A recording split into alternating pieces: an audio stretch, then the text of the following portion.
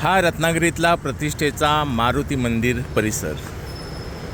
या परिसरामध्ये हे जे आपल्याला स्टेडियम दिसतं याच्यावरती 56 होर्डिंग लागलेले आहेत आणि हे 56 होर्डिंग एका राजकीय पक्षाच्या एकाच कार्यकर्त्याला दिले गेलेले आहेत। का इतर लोकांचा व्यवसाय नाही।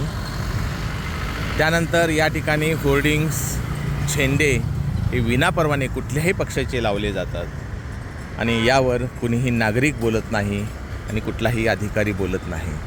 आणि एखादा सर्वसामान्य माणूस रस्त्याच्या बाजूला जर विकायला बसत असेल तर त्याला मात्र छळलं जातं।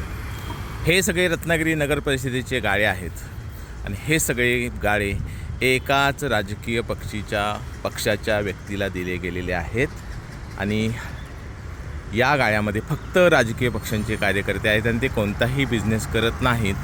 तर हे सर्व गाळे त्यांनी परस्पर भाड्याने देऊन डबल भाडे कमवत आहेत। का?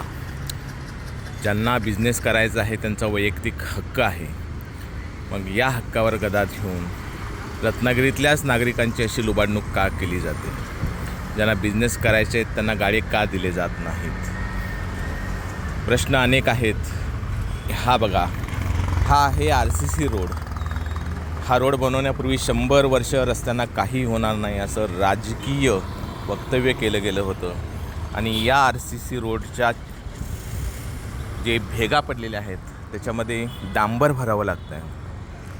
इतकी चकाचक रत्नागिरी करून आज या ठिकाणी अशा पद्धतीनं डांबर जर भरावं लागत असेल तर काय म्हणायचं?